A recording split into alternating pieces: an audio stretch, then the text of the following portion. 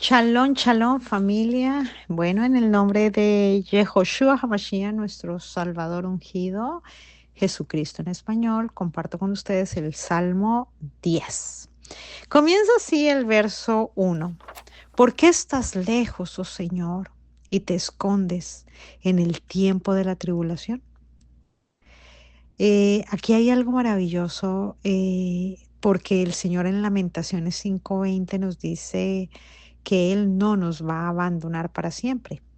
Entonces debemos leer lo de una manera distinta. Quizás debemos leerlo, no nos abandones para siempre, oh Rey. Es como cuando le dices a alguien, pero ¿por qué te vas? Es una manera o una forma inversa de decirle a la persona, quédate, quédate, no, no quiero que te vayas. Entonces lo que quiere decirnos es que esta pregunta es una sensación que se siente o que siente todo aquel cuando vive una leve tribulación momentánea, una aflicción, porque esa persona siente una necesidad muy, muy, muy fuerte de la presencia de Dios. Y entonces es una petición ferviente. Quédate, Padre, porque el único que me puede mostrar qué está aconteciendo eres tú, Rey de gloria y majestad. Mi carne no va a entender esto, pero tu presencia sí. Verso 2. Porque la arrogancia del malo persigue al pobre. Será atrapado en los artificios que ha ideado. Entonces aquel hombre que es enfermo, ¿dónde sabemos que el hombre es enfermo? En el Salmo 9. El último verso, ¿cierto? El verso 19 del Salmo 9 dice, levántate, oh Señor. No se fortalezca el hombre. Sean juzgadas las naciones de delante de ti. Y el verso 20 termina. Pon, oh Señor, temor en ellos. Conozcan las naciones que no son sino hombres continuamente. Ahí cuando dice hombres continuamente, literalmente podemos comprenderlo como hombres enfermos. ¿Cierto? Ese hombre que está enfermo es el que constantemente persigue al que humildemente se ha querido someter a la voluntad de Dios. Entonces, este salmo es un ruego en ese momento de la aflicción donde sin temor alguno y con toda seguridad de que soy un heredero de la salvación, puedo decir que el malo quede atrapado en ese mal. ¿Sí? En ese mal que idea en su mente para el justo. Entonces aquí vemos que es una súplica enfocada en Señor, toma lugar en esa persona enferma, en esa persona que está desenfocada, en ese que cree que el mal es lo que prevalece. Y esa persona necesita de ti porque lo están gobernando huestes de maldad. Verso 3. Porque el malo se jacta del deseo de su alma, bendice al codicioso y desprecia al Señor. Las personas que siguen en la esclavitud de la voluntad de las tinieblas, con mucha prisa desprecian la adopción de Dios. La adopción de Dios es la bendición, desprecian el ser injertados en la verdad, desprecian la fuente de la vida que es Cristo. Estas personas lo que hacen es despreciar la justicia, que el Señor les haga un justo juicio. Por consiguiente, si no permiten que el Señor les haga un justo juicio, nos están mostrando que no están aceptando la salvación. Y por ello no pueden ver y no podrán ver. Y literalmente se quedarán ciegos. Por eso siguen enfermos. Alguien con ceguera es alguien enfermo. Verso 4. El malo, por la altivez de su rostro, no busca a Dios. No hay Dios en ninguno de sus pensamientos. El condenado, aquí vamos a ver tres características muy importantes. El escogido que se ha sometido a la voluntad del Señor, por consiguiente ha vivido un justo juicio y ha quedado justificado. Vemos ese que todavía está ciego, ¿cierto? Y por estar ciego aflige al que ya ve y lo persigue por su falta de quererse someter al debido proceso. Y tú tienes que ser paciente para poder llevar a esa persona a toda una verdad gracias a tu testimonio. Pero también el verso 4 nos está hablando de uno tercero y es el condenado. Ese condenado es aquel que no acude nunca a Dios por arrogancia, ¿sí? Eh, y como no acude a Dios, pues se está quedando en la rebelión. Y al quedarse en la rebelión, pues queda condenado. ¿Listo? El trono del rey es un trono firme. Y los que estamos en él tenemos que vivir diferentes experiencias necesarias porque son necesarias para la educación. El rey, que es firme en su trono, por su voluntad siempre nos va a dar la salida.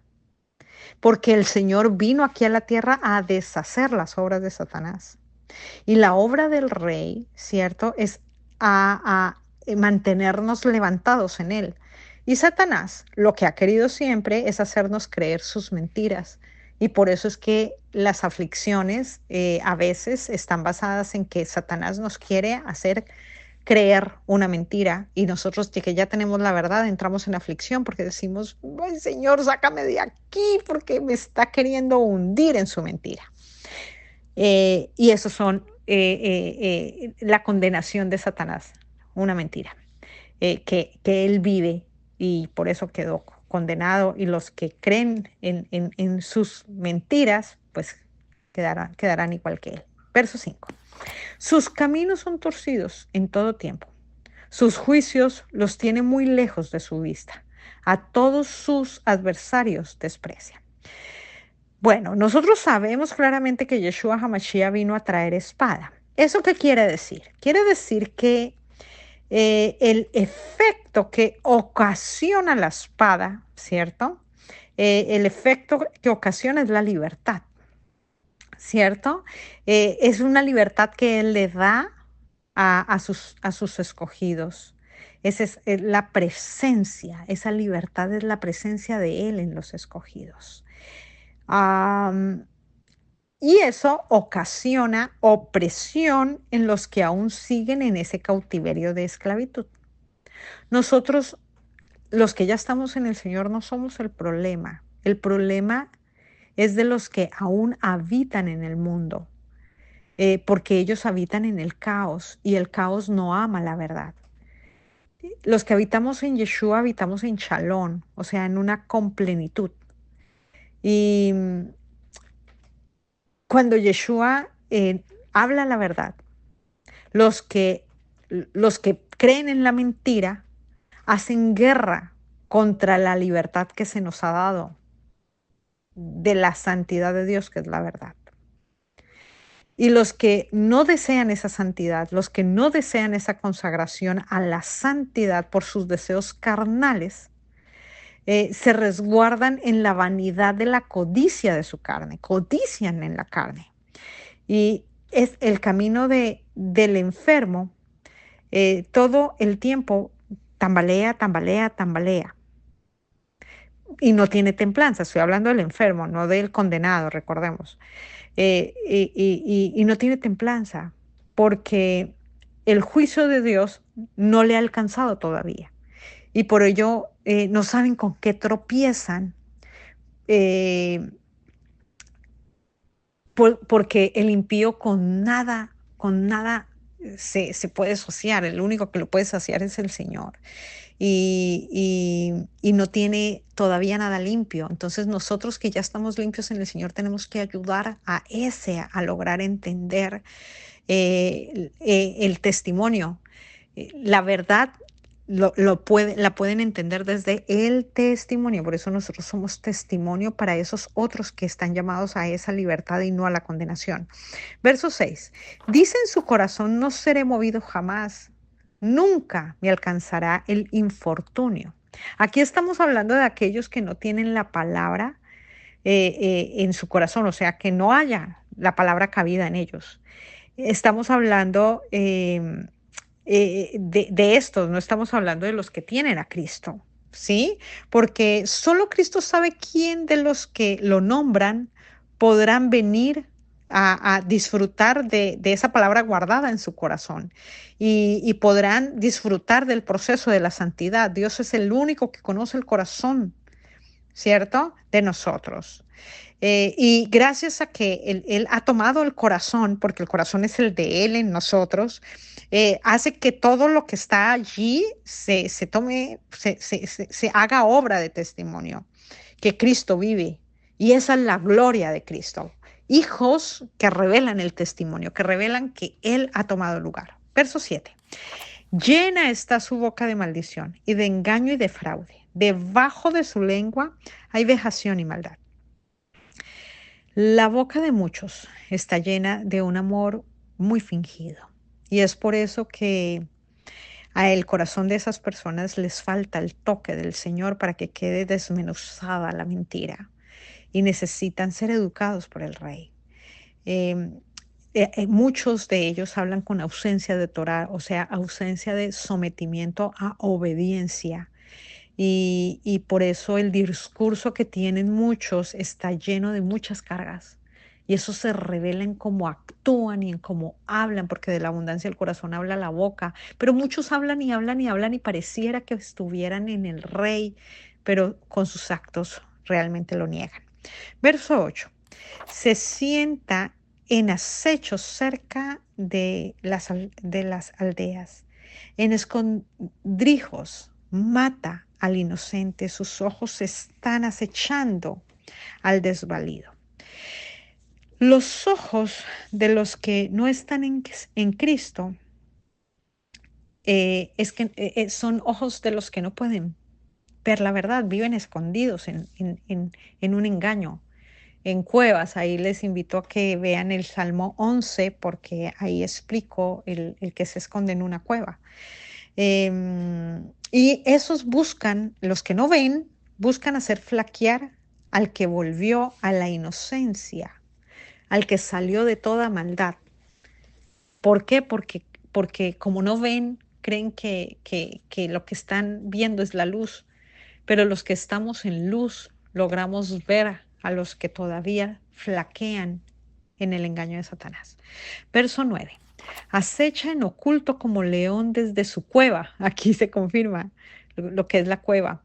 Acecha para arrebatar al pobre. Arrebata al pobre trayéndolo a su red.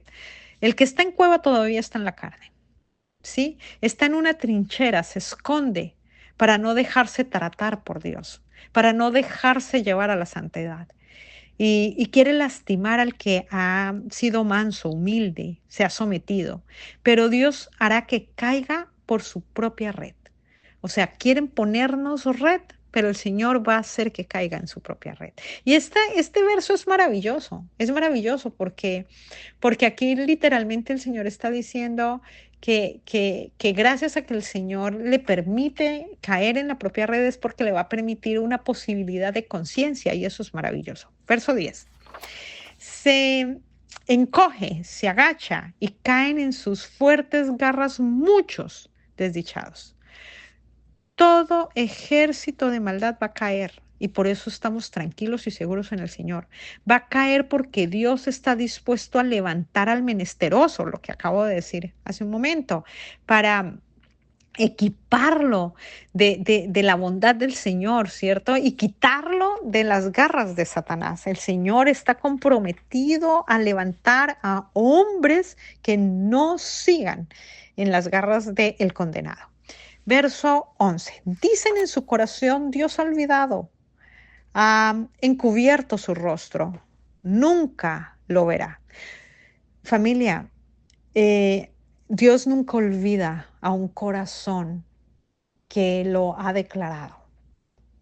Dios mantiene su promesa y Dios va a levantar a muchos que se cansan de las tinieblas, a muchos que ya les sabe terrible la maldad. Y a esos que ya les sabe terrible la maldad les va a permitir proceso. Verso 12. Levántate, oh Señor, Dios, alza tu mano, no te olvides de los pobres. Dios se va a levantar, se levantará y pondrá fin al escarnio de Satanás. Estoy segura y lo he vivido de esto que estoy diciendo. Verso 13. Porque desprecia, ¿por qué? Es una pregunta. ¿Por qué desprecia el malo a Dios? En su corazón ha dicho, tú no lo inquirirás. Muchos tienen miedo y muchos por el miedo no logran comprender que viene pronto una condena. Y hay que ayudar a las personas a que salgan del miedo, porque el miedo es lo que les quita la libertad de poder vivir un proceso maravilloso que los va a llevar a la santidad y les va a permitir el gozo de la salvación. Verso 14, 15, 16, 17 y 18. Los voy a leer de recorrido. Tú lo has visto porque miras el trabajo y la vejación para dar la recompensa con tu mano. A ti se acoge el desvalido. Tú eres el amparo del huérfano. Quebranta tú el brazo del inicuo y persigue la maldad del malo hasta que no halles ninguna. Oh Señor, el Señor es Rey eternamente y para siempre. De su tierra han perecido las naciones. El deseo de los humildes oíste, oh Señor. Tú dispones su corazón y haces atento tu oído para juzgar al huérfano y al oprimido, a fin de que vuelva más, al fin de que no vuelva más a hacer violencia el hombre de la tierra. El que afirma el corazón del hombre es Dios. Lo hace por medio de su palabra. Por ello, no nos alejamos del reino porque nos mantenemos adheridos a su palabra, adheridos a su justicia. Todo el resto de necesidad que tenga el hombre, Dios lo suple. Añade todo lo que haga falta. Nosotros en el Señor siempre vivimos el gozo de la añadidura. Él siempre, cualquier necesidad que tengamos, Él nos la da porque en Él no estamos carentes.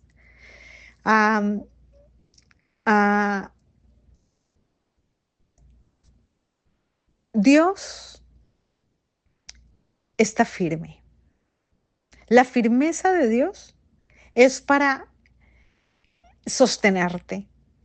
Y el que no se aparta de Dios se mantiene firme. Dios no se olvida de su plan. Su plan es no dejarnos en ninguna carencia, porque en Él estamos plenos y completos. Él hace justicia para el que aún se siente solo, se siente abandonado, y por ello es que el texto nos habla del huérfano y termina en ese verso. El huérfano tanto físicamente como el huérfano espiritualmente. El huérfano es aquel que le hace falta todo por culpa del que es violento. Ese violento que ya está condenado y que quiere ahogar a ese que le da miedo entrar en el proceso. Y le hace sentir a muchos, por medio de la rebelión, que no hay Dios. El mayormente afectado por la violencia de Satanás, ¿cierto? Recibirá la grandeza de la victoria de Cristo que venció al mundo. Familia, nosotros los que ya somos sus hijos y los que ya hemos sido injertados a toda verdad, somos los que tenemos testimonio y hechos verdaderos. Y esos testimonios y esos hechos de obras verdaderas son los que va a hacer que otros vean y crean y confíen y quieran que los acompañemos en sus debidos procesos para que logren gozarse de la libertad y ya no queden condenados. En el nombre de Yahushua compartí con ustedes el Salmo 10. Shalom, shalom.